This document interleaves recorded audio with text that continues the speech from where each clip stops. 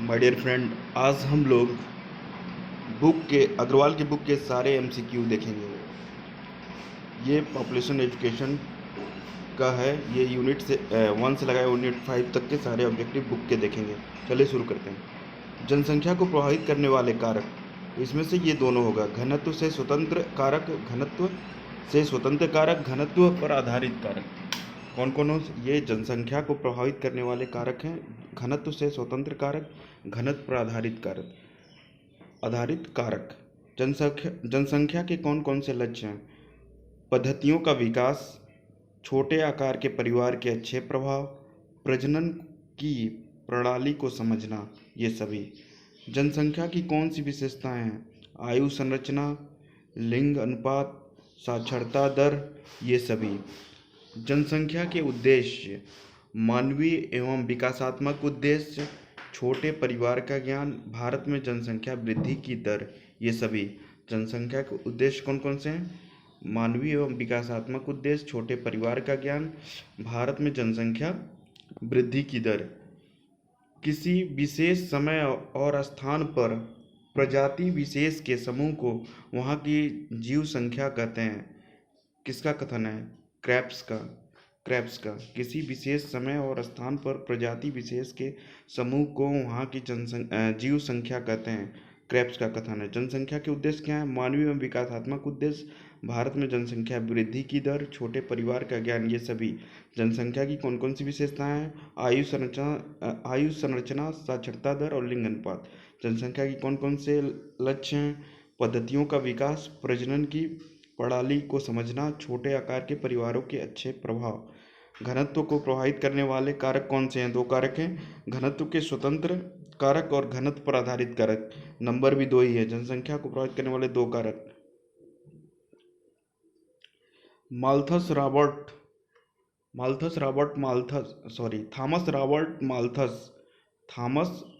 Malthus का जन्म कब हुआ था? 1760 में हुआ था।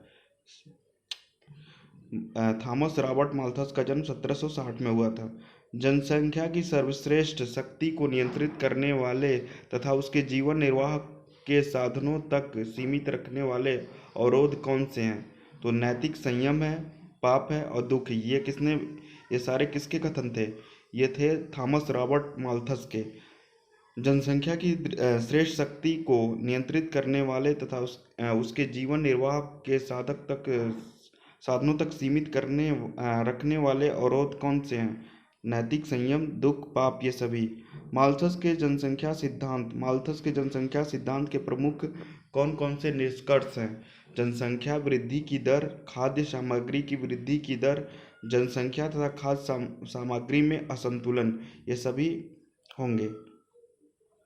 अनुकूलतम जनसंख्या वह है जो अधिकतम उत्पाद को संभव बनाती है। ये रॉबिन्स का था। अनुकूलतम जनसंख्या वह है जो अधिकतम उत्पादन को संभव बनाती है। किसका कथन है? रॉबिन्स का। स्पेंसर ने मनुष्य को कितने भागों में बांटा है? 3 भागों में बांटा है। स्पेंसर ने मनुष्य को 3 भागों में बांटा, याद रखिएगा। अनुकूलतम जनसंख्या वह है जो अधिकतम उत्पाद को संभव बनाती है। ये रॉबिन्सन का कथन है, याद रखिए, कथन बहुत इंपॉर्टेंट है।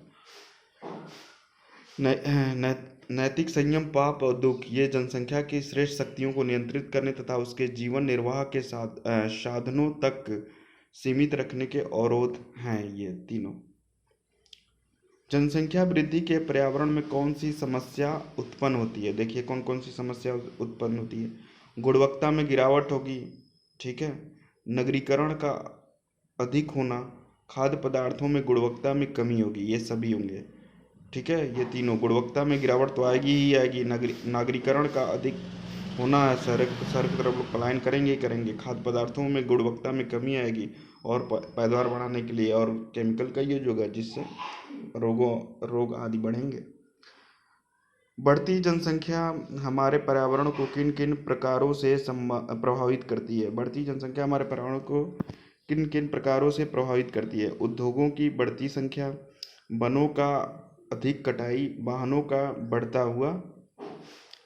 बढ़ता हुआ, ये सभी तीनों तरह से। उद्योगों की बढ़ती संख्या, वनों की अधिकतम कटाई, वाहनों का बढ़ता हुआ, ये सभी बढ़ती हुई जनसंख्या हमारे पर्यावरण को इन प्रकारों से प्रभावित करेंगी। जनसंख्या का पर्यावरण पर क्या प्रभाव है? जनसंख्या का पर्यावरण पर प्रभाव जनसंख्या का पर्यावरण पर क्या प्रभाव पड़ता है? तो देखिए, पहला पड़ेगा जनसंख्या का पर्यावरण पर प्रभाव पड़ेगा। जनसंख्या एवं असंतुलित पर्यावरण होंगे, पर्यावरण में बढ़ती जनसंख्या और पर्यावरण असंतुलन होगा, ये सभी होंगे। पारिस्थितिकीय विज्ञान में कितने प्रकार की जनसंख्या को मान्यता देते हैं? पारिस्थितिकी विज्ञान में कितने प्रकार की जनसंख्या को मानता है? 2 प्रकार के। पारिस्थितिकीय के अंतर्गत प्राणियों, संपूर्ण जैविक भौतिक कारकों, प्रभावों एवं उनको प्रभावित करने वाले कारकों या संबंधों का अध्ययन किया जाता है। पिनालिया, किसका कथन है? पिनालिया का। पारिस्थितिकी के अंतर्गत प्राणियों, संपूर्ण जैविक भौतिक कारकों, प्रभावों या उनके प्रभावित करने वाले कारकों या संबंधों का अध्ययन किया जाता है, ये कथन पिनालिया का है। जनसंख्या पारिस्थितिकी की विशेषता है। प्रसार, जीवन सारणी, आयु संरचना, ये सभी। जनसंख्या मनोविज्ञान का जनसंख्या मनोविज्ञान का किससे संबंध है? परिवार नियोजन व उर्वरता विनियमन, उच्च जनसंख्या, सार्वजनिक नीति का विकास, ये सभी। बुखरेस्ट में जनसंख्या शिक्षा की विश्वसनीय गोष्ठी कब हुई थी? 1974 में। युवा पीढ़ी के विचारों, व्यवसायों, अभिवृत्तियों एवं मूल्यों में वांछित परिवर्तन लाने का एक माध्यम बताया है साइमन की जनसंख्या शिक्षा। युवा पीढ़ी के विचारों, व्यवसायों, अभिवृत्तियों एवं मूल्यों में वांछित परिवर्तन लाने का एवं माध्यम बताया है साइमन की जनसंख्या शिक्षा। जनसंख्या शिक्षा को कौन कौन सी विशेषताएं हैं? जनसंख्या शिक्षा एक शैक्षणिक प्रक्रिया है। जनसंख्या वृद्धि जीवन स्तर पर पड़ने वाले कुप्रभाव को दर्शाती है। विद्यार्थियों की जनसंख्या व उसकी गतिविधियों के विषय में जागरूक बनाना, ये सभी। जनसंख्या शिक्षा के उद्देश्य: जनसंख्या वृद्धि की गति से अवगत कराना, जनसंख्या वृद्धि और विकास की गति के मध्य संबंध स्थापित करना, जनसंख्या वृद्धि के कुप्रभाव से अवगत कराना, ये सभी। जनसंख्या शिक्षा के महत्व कौन से हैं? देश के समुचित विकास के लिए, पारिवारिक जीवन को सुखी बनाने हेतु, सामाजिक बुराइयों को रोकने में सहायक, उपयुक्त सभी। डेमोग्राफी ग्रीक शब्द कितने शब्दों से मिलकर बना है? 2 शब्दों को, डोमो और ग्राफी, 2 शब्दों से मिलकर बना हुआ है। और ये डेमोग्राफी कैसा शब्द है? ग्रीक शब्द है। यह जनसंख्या की सामान्य गति और भौतिक, सामाजिक और बौद्धिक दशाओं का गणितीय ज्ञान है। आर्सिले गुइलार्ड यह जनसंख्या की सामान्य गति और भौतिक, सामाजिक तथा बौद्धिक दशाओं का गणितीय ज्ञान है। आर्सिले गुइलार्ड।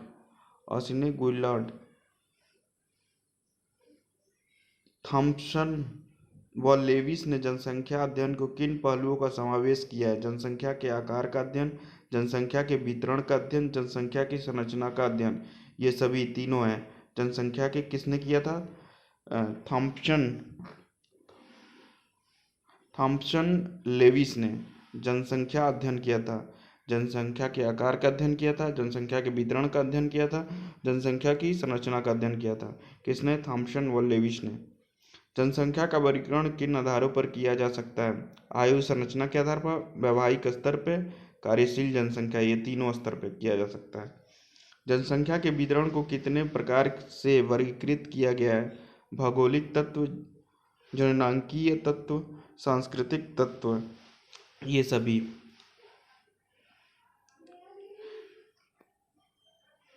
किसी देश में एक वर्ष या अवधि में कुल जनसंख्या के प्रति 1000 व्यक्तियों में जन्म लेने वाले जीवित बच्चों की संख्या जन्म दर कहलाती है, याद रखिएगा। जनसंख्या वृद्धि के कारण अंधविश्वास के कारण होता है, जीवन प्रत्याशा के कारण होता है, अशिक्षा व अज्ञानता के कारण होता है।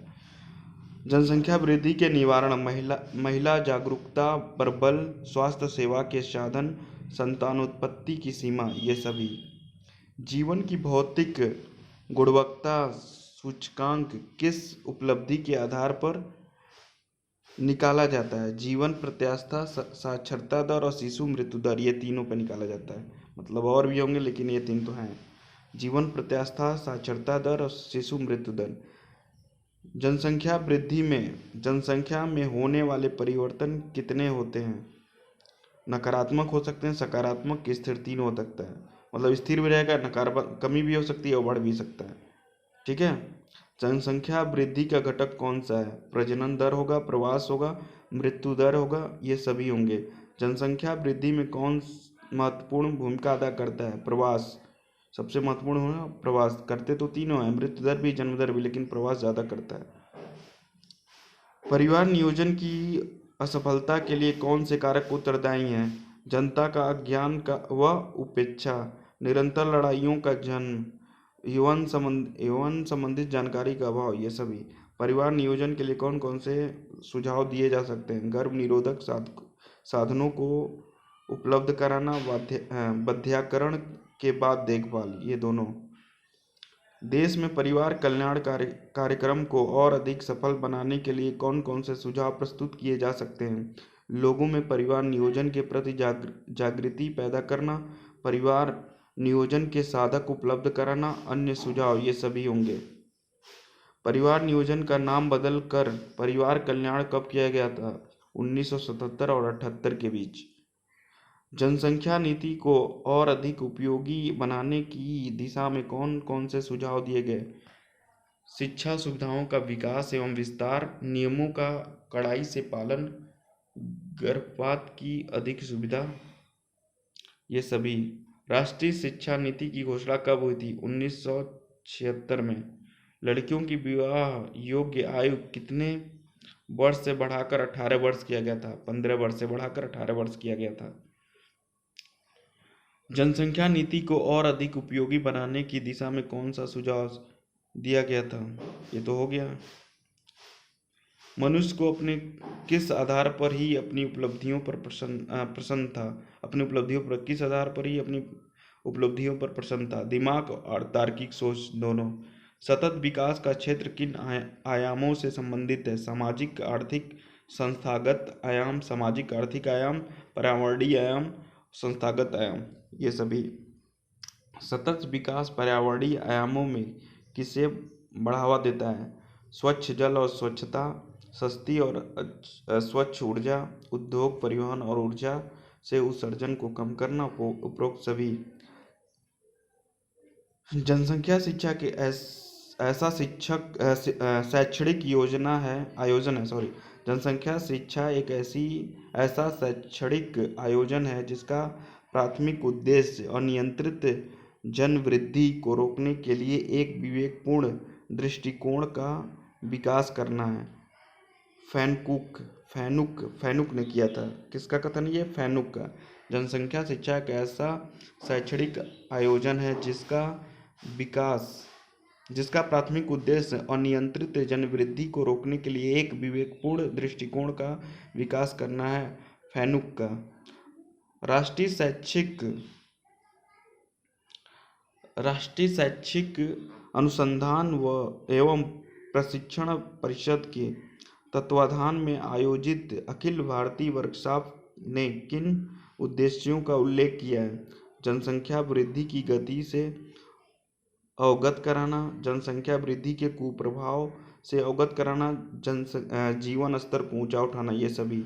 जनसंख्या शिक्षा के कौन कौन से महत्व हैं? परिवार नियोजन एवं परिवार कल्याण कार्यक्रम देश के समुचित विकास के लिए पारिवारिक जीवन को सुखी बनाने हेतु उपरोक्त सभी।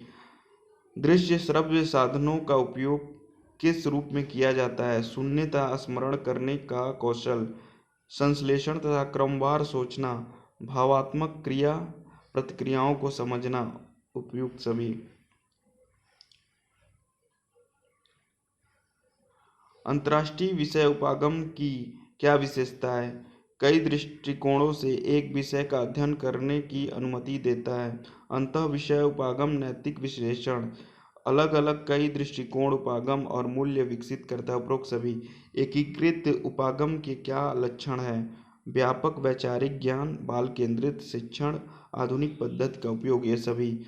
प्राथमिक चरण चरण कौन कौन से हैं? शहरों में जनसंख्या वृद्धि, अधिक भीड़ भाड़ की स्थिति, जनसंख्या और आर्थिक विकास, उपरोक्त सभी।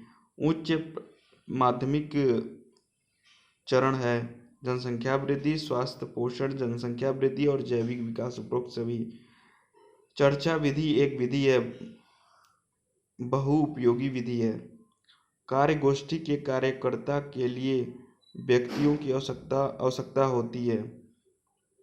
संचालक, संभागी, संस्थागत व्यक्ति, उपरोक्त सभी। जनसंख्या शिक्षा की पहली राष्ट्रीय संगोष्ठी कब हुई थी? 1969 में। जनसंख्या शिक्षा से संबंधित सामान्य क्षेत्र कौन कौन से हैं? आर्थिक विकास तथा जनसंख्या, जनसंख्या कार्यक्रम, जनसंख्या वृद्धि। राज्य, देश तथा संसार के विभिन्न क्षेत्रों में लोगों के जीवन के संबंध में क्या पढ़ाया जाता है? नियोजित आर्थिक विकास, पंचवर्षीय योजनाएं,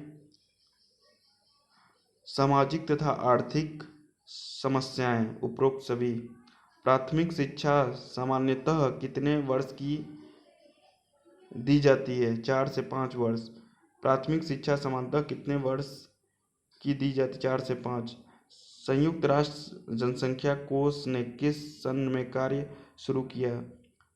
1979 में। कब परिवार नियोजन दुनिया भर में एक विषय बना हुआ था? कब परिवार नियोजन दुनिया भर में एक विषय बना था? 1940। जनसंख्या नियंत्रण के लिए कौन सी प्रथाओं का उपयोग किया गया है? नसबंदी,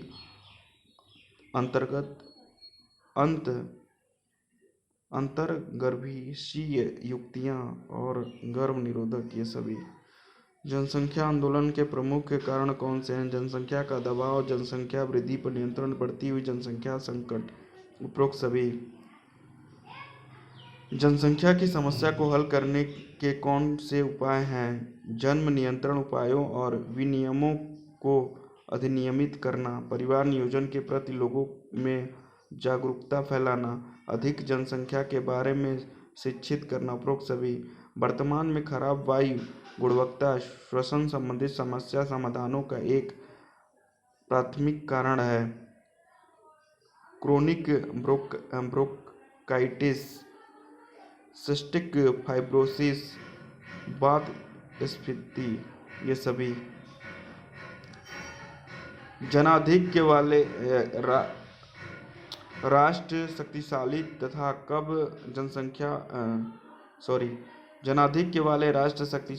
कम जनसंख्या वाले राष्ट्र निर्बल होते हैं। जनसंख्या का आकार कभी कभी समाज में क्रांतिकारी परिवर्तन करने में सक्षम होता है। स्मिथ। जनाधिक्य वाले राष्ट्र शक्तिशाली तथा कम जनसंख्या वाले राष्ट्र निर्बल होते हैं। जनसंख्या का आकार कभी कभी समाज में क्रांतिकारी परिवर्तन लाने में सक्षम है। स्मिथ। जनसंख्या नियंत्रण आंदोलन जनसंख्या वृद्धि को सीमित करने वाली नीतियों तथा कार्यक्रमों की वकालत करता है। परिवार नियोजन सेवाओं तक पहुंच बढ़ाना, महिलाओं और लड़कियों के लिए शिक्षा और सशक्तिकरण को बढ़ावा देना, छोटे परिवारों के लिए प्रोत्साहन प्रदान करना, उपरोक्त सभी। इलेक्ट्रॉनिक मीडिया के अंतर्गत कौन से उपकरण आते हैं? रेडियो, फिल्म, टेलीविजन, उपरोक्त सभी। भारतीय समाज के संदर्भ में जनसंख्या माध्यम के महत्व कौन से हैं? सामाजिक दृष्टि से जन सामान्य में जागरूकता पैदा करना, सूचनाओं को शीघ्रता से दूर दूर तक पहुंचाना, राष्ट्रीय और अंतर्राष्ट्रीय समझ के विकास में स्वसहायता देना, उपरोक्त सभी। रेडियो प्रसारण कब आरंभ हुआ था? 1927 में।